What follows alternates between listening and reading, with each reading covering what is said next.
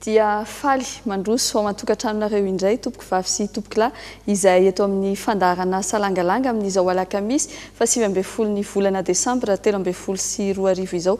Alakamisy fa 8 ny volana desambra omalin'ny fifidianana izay ohatreantsika raha pitso iteny amin'ny fiteny frantsay tsika androany satria vahiny teratany maorisiana no entiko ao an-tokantranonareo ao vahiny tonga eto Madagasikara anaramaso ny fifidianana sy ijery ny fandehan'ny raharaham-pifidianana eto Madagasikara. Andriamatoa Jean-Claude de Lestrac, secrétaire général ny vaomieran'ny ranomasimbe indiana no entiko ao an-tokantranonareo ao androany. Miaraba ny Mahefarakoto Malala aloha miara manolotra amiko sy manentana ity fandaharana ity. Miarabanao Lovarabary. Ny piano any amin'ny tokantrano tsirairay. Averika any tompoko vavy sy tompoko lahy fa amin'ny fiteny frantsay ny fandaharantsika androany satria Andriamatoa Jean-Claude de Lestrac nous vahintsika. Monsieur Jean-Claude de Lestrac, bonjour et merci d'avoir répondu Bonjour. à notre invitation. Je vous remercie. Oui, alors je disais à mes téléspectateurs, à nos téléspectateurs que l'émission se déroulera en français dans la mesure où vous êtes mauricien et que nous partageons le français en commun. Malheureusement, pas le malgache. Peut-être que ça va venir. Oui, on a l'envisagé à un moment donné. Bah oui, pourquoi pas peut-être à une prochaine émission. Oui. Monsieur de Lestrac, les Malgaches vont demain voter pour le second tour de l'élection présidentielle et pour les élections législatives. Après près de 5 ans de transition, est-ce que ça y est, est-ce que la communauté internationale a réussi sa mission de médiation à Madagascar, celle de mener les Malgaches à s'entendre pour enfin organiser des élections libres et transparentes, comme on dit? Non, je ne crois pas que c'était la mission de la communauté internationale. La mission de la communauté internationale était de soutenir les Malgaches qui cherchaient une résolution du conflit. D'ailleurs, je crois qu'il faut souligner que ce qui a permis, en définitive, la résolution du conflit a été réalisé par le biais d'institutions malgaches. C'est la Cour électorale qui, après avoir, dans un premier temps, pris des décisions qui ont été critiquées, elle s'est recomposée, elle s'est reconstituée. Elle a trouvé, je crois, aujourd'hui, aux yeux des Malgaches, une crédibilité. Et elle fait respecter le code électoral malgache, les lois malgaches, la constitution malgache, la feuille de route qui est elle-même aujourd'hui partie des lois malgaches. Donc c'est, en définitive, on peut dire, une solution malgacho-malgache, comme aime à le dire malgache. La communauté internationale a été en soutien. Elle ne met pas à la place d'eux. Elle a porté une certaine expertise, un soutien technique, un encadrement, un accompagnement des institutions et des principaux acteurs de la vie politique malgache. Oui, mais est-ce que vous diriez que cet accompagnement, donc disons, choisissons ce terme, est-ce que cet accompagnement, disons, est donc arrivé à son terme? Est-ce que c'était un accompagnement réussi? Oui, je pense que c'est réussi, puisque ça... Quel était le but de l'accompagnement? C'était de permettre à Madagascar d'organiser des élections que l'on veut crédibles, libres, transparentes. Mais Madagascar avait déjà pris un certain nombre de dispositions pour aller dans ce sens, en créant notamment la commission électorale indépendante, la CENIT, qui a fait un excellent travail et qui est très soutenue par la communauté internationale, justement par la qualité de ses réalisations sur le terrain. Je crois que Madame Atala mérite le respect de tous les partis politiques malgaches par la manière dont elle a conduit les activités de la CENI, mais la communauté internationale a apporté un soutien dans la médiation, dans la recherche de la solution. Et parmi ces membres de la communauté internationale, me plaît de souligner que la COI a joué son rôle, même si elle est la plus petite organisation internationale, même si ce n'est pas elle qui avait été identifiée par l'Union africaine pour être le chef de file de la médiation. C'est bien entendu la SADC qui a mené l'essentiel de la médiation, mais en parallèle, mais en soutien proche, en raison de nos rapports de proximité, en raison, je crois, aussi de notre bonne compréhension des réalités malgaches, du fait des liens culturels, historiques, géographiques existants entre nous, nous avons pu apporter notre soutien, notre réflexion, notre analyse, mais toujours dans le respect des institutions et de la souveraineté de Madagascar. Donc cette victoire n'est pas à mettre au crédit de la communauté internationale. Si on sort de la crise, si finalement Madagascar va reprendre le chemin de la croissance, du développement, parce que c'est de cela qu'il s'agit.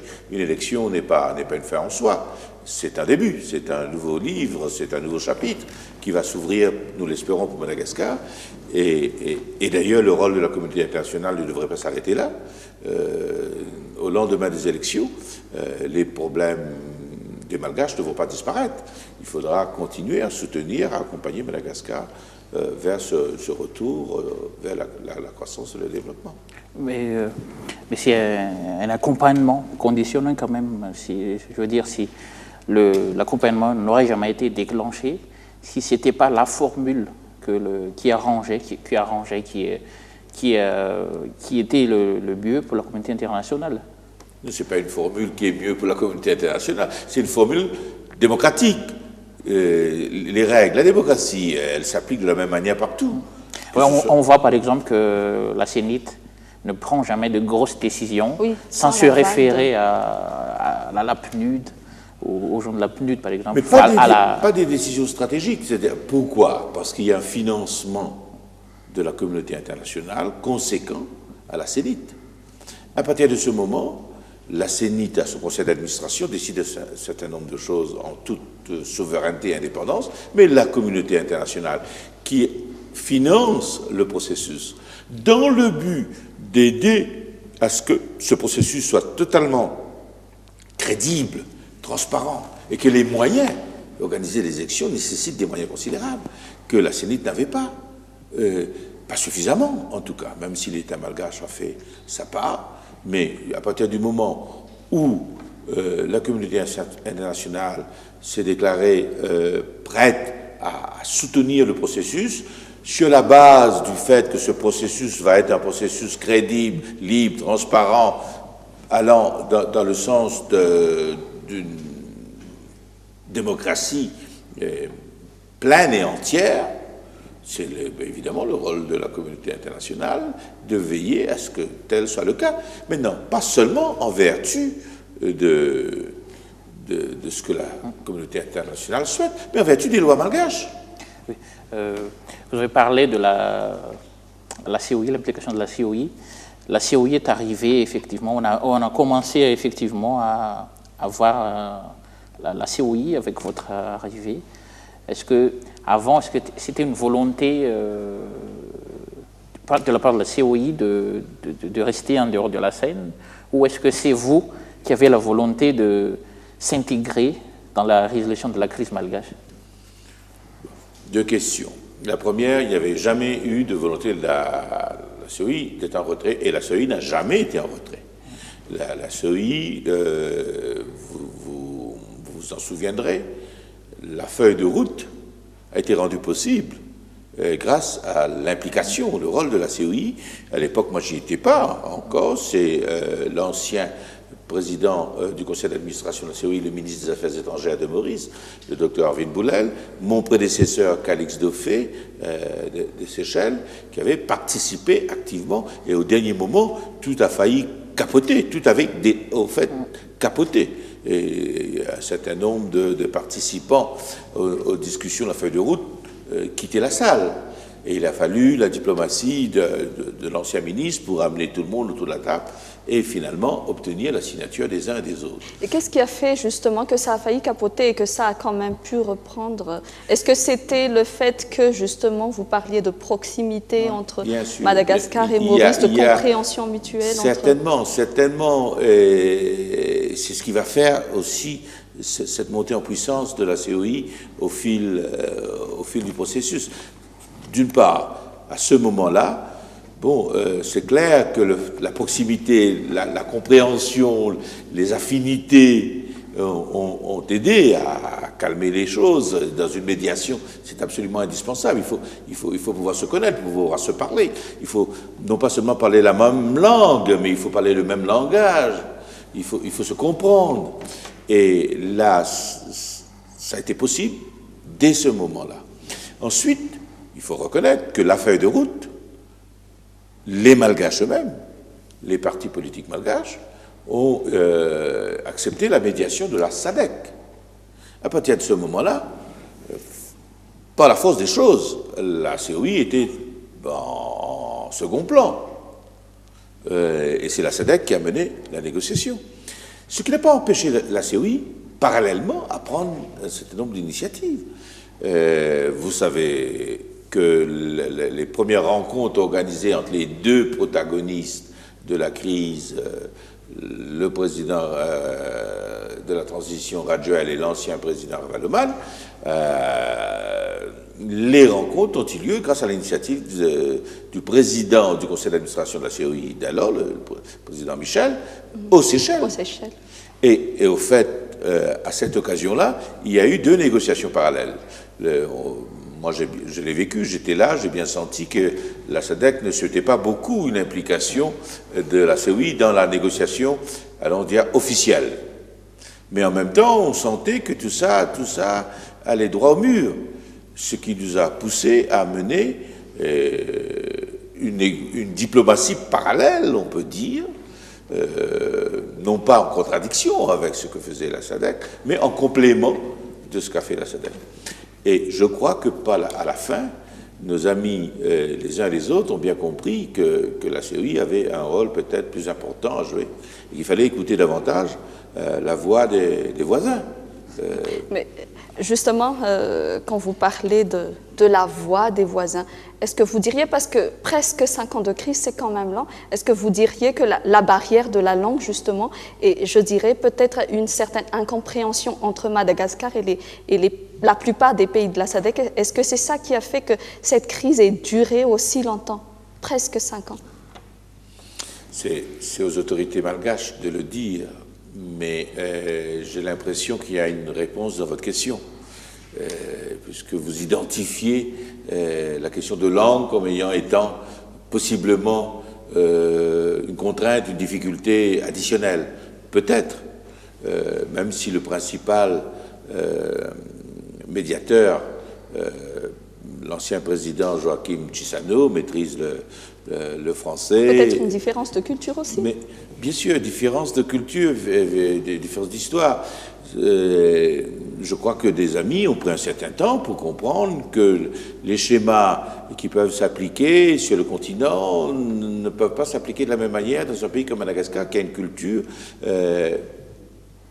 politique, juridique, totalement différente. Donc, oui, on peut penser qu'effectivement, ces difficultés-là, le temps qu'il a fallu aux médiateurs pour bien comprendre la situation malgache, a fait que ça n'a pas facilité une résolution rapide de la crise. Mais il faut dire aussi que les protagonistes malgaches eux-mêmes n'ont pas facilité les choses.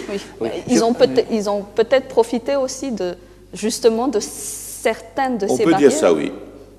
Je me souviens de votre déclaration à la presse sur le Nini. Est-ce que vous vous sentez avoir le droit de paternité sur ce concept qui est quand même la base de la sortie de crise? J'en ai pas la totale paternité. On ne va pas déclarer une nouvelle guerre maintenant, celle de la paternité. Nous sommes heureux que la solution ait été trouvée. La question du Nini a été évoquée par différentes organisations, hein, et pas que par la COI. La seule chose, c'est que nous, il nous a semblé très rapidement que c'était la solution. Et alors que certains, peut-être plus diplomatiques que moi, hésitaient à porter le débat sur la place publique, moi je l'ai fait en disant que de mon point de vue, il n'y avait pas d'autre solution que celle-là dans un premier temps. Encore que ce qui est en train de se passer n'est pas un nini total. Justement. Mais au moins, ce qui apparaissait clairement, c'est que, compte tenu des circonstances dans lesquelles le président de la transition est arrivé au pouvoir, l'ancien président est parti, hier encore j'ai entendu les débats, on n'a pas l'air d'être d'accord sur les faits. Il faudra un jour qu'on comprenne véritablement. Donc j'ai entendu hier une version, en effet, que le président a démissionné, il est parti. On a même utilisé le mot fuite, tandis que l'autre version dit non, c'est à la pointe du fusil qu'on a obtenu des signatures et qu'il a eu à partir. Alors, sans parler de commission réconciliation et justice, mais on ne va pas beaucoup avancer durablement si cette question-là n'est pas tranchée. Il faut vraiment savoir qu'est-ce qui s'est réellement passé ce soir fatidique. Non, ça ne changera rien au fond de ce qui se présente maintenant, de ce qui va se passer à l'avenir.